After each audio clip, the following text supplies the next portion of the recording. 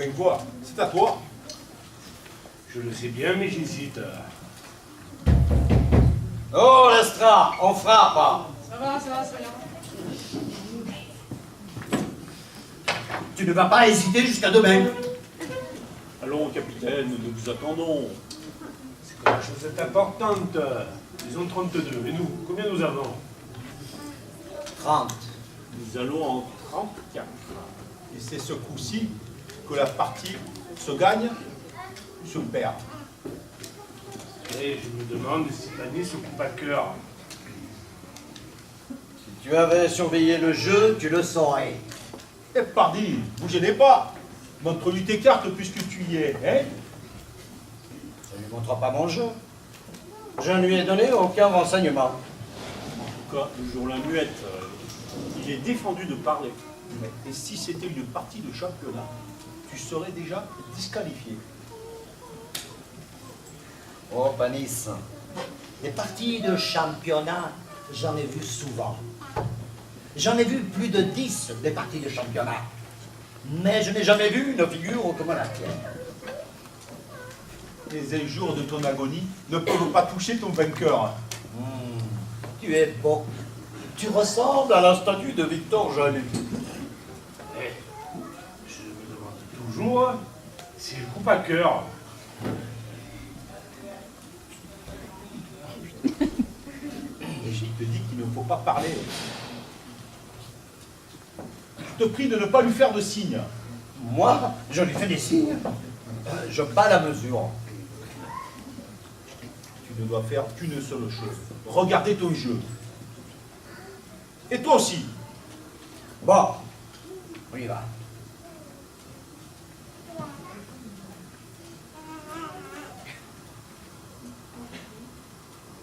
Et si tu continues à faire des grimaces, je fous les cartes en l'air et je rentre chez moi.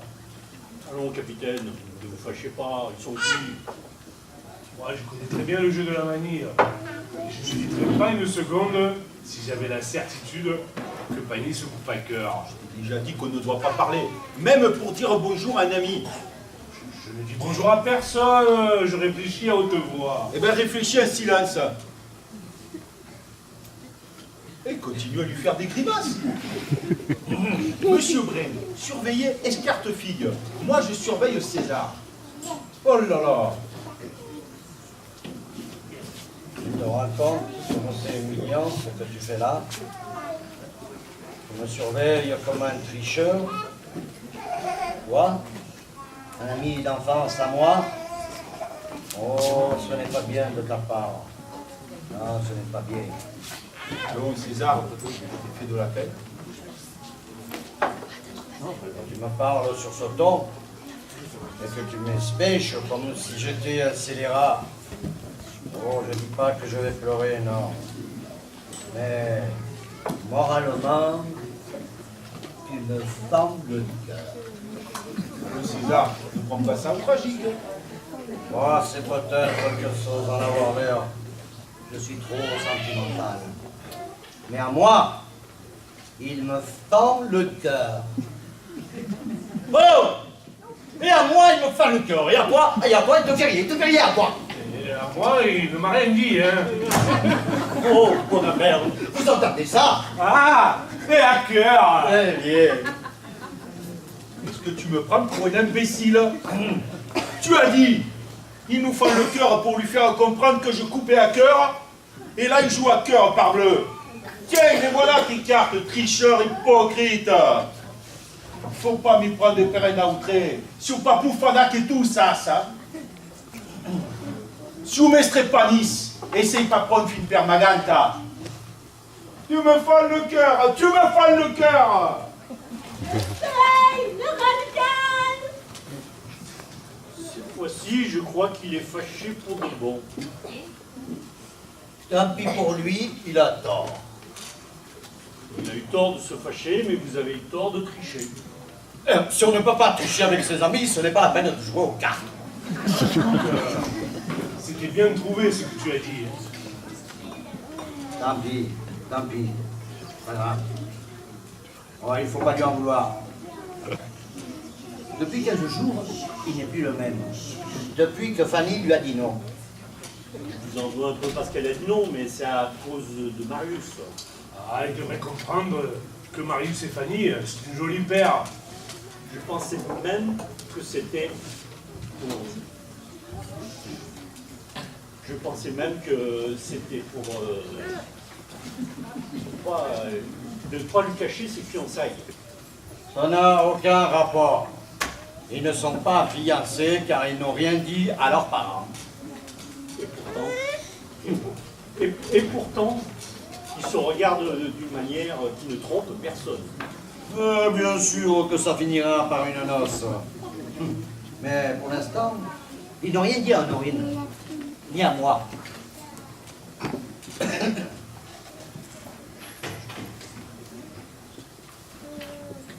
30. 31 sans voir. 32. 33.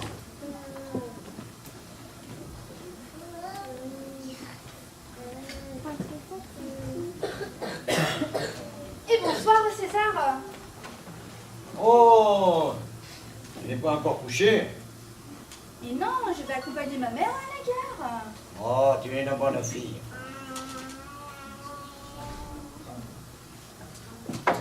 30.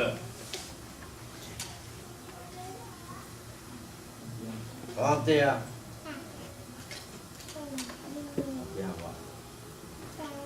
Marius est déjà parti? Non, qu'est-ce que tu lui veux? C'est pour qu'il m'aide à porter mes paniers d'huîtres. Il s'habille pour sortir ce soir. 35. 40. C'est bon. C'est bon. À trèfle. Marius, Bonsoir Fanny, tu viens m'aider à porter mes paniers d'huîtres? tout de suite. Et un tour d'atout. Tu vas te promener? Oui évidemment, tous les soirs. Ce soir, à 10h? Sûrement.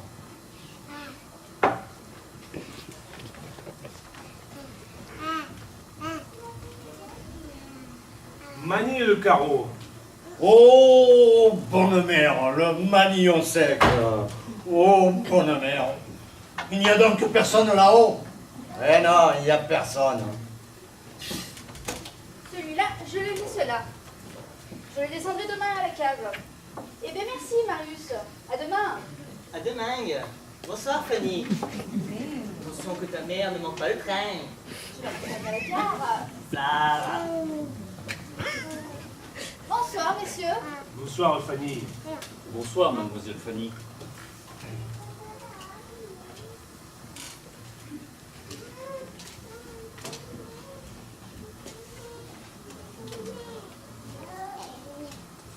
Oh.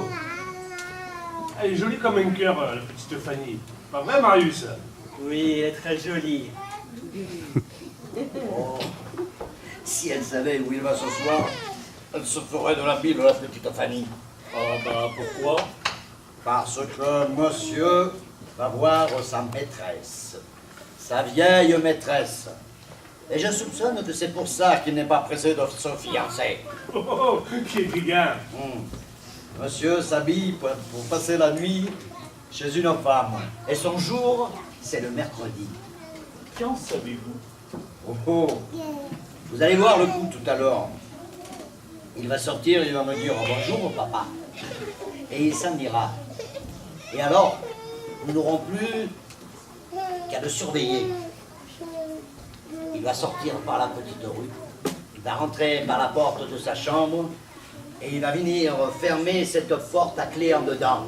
Et pourquoi faire? Pourquoi faire un gros malin? Si la porte, c'est moi qui le réveille à 8h du matin, et si la porte est fermée à clé en dedans, je ne peux pas aller le vérifier. C'est très bien imaginé. Oh, mais dites, il n'est pas bête, mon fils. Quand il arrive le matin, il passe par la fenêtre. Et il arrive comme un homme qui s'éveille. Seulement, ça fait 2 semaines que je le surveille. Et comment? Parbleu, un jeudi matin, moi aussi, J'ai fait le tour par la petite rue. Et j'étais voir par la fenêtre. Oh, je lui ai encore rien dit. Mais je le surveille.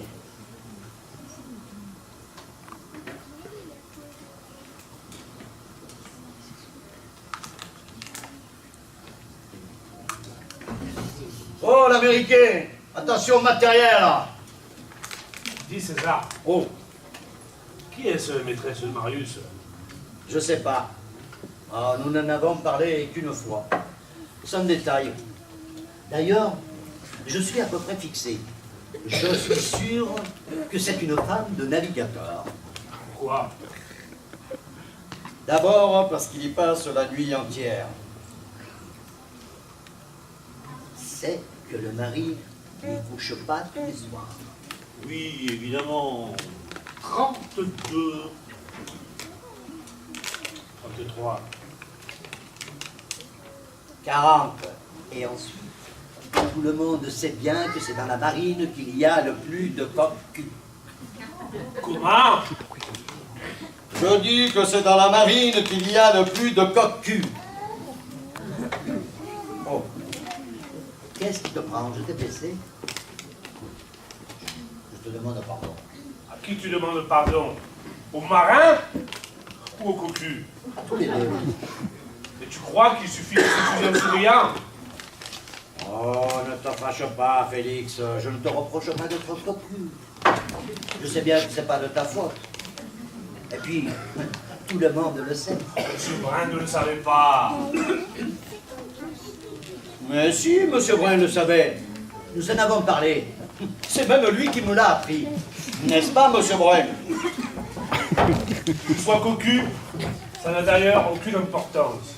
Et puis moi, tu peux m'injurier, m'escagasser la réputation, je m'en fous. Mais je te défends d'insulter la marine française.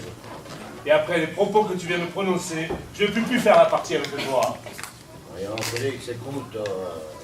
Je n'écoute rien. Je me présenterai ici demain matin pour recevoir des excuses. Bonsoir, Monsieur Brun. Allons, capitaine. N'insistez pas, Monsieur Brun. Si tu veux des excuses, je te les fais tout de suite. Non. J'exige des excuses réfléchies. Il faut que tu te rendes compte de la gravité de ce que tu as dit. Une phrase en l'air. Je n'ai jamais eu l'idée d'insulter la marine française. Au contraire, je l'admire, je l'aime, la marine. Il se peut que tu aimes la marine française, mais la marine française te dit merde. Oh, comme il est susceptible. Et voilà encore une partie qui ne finira pas.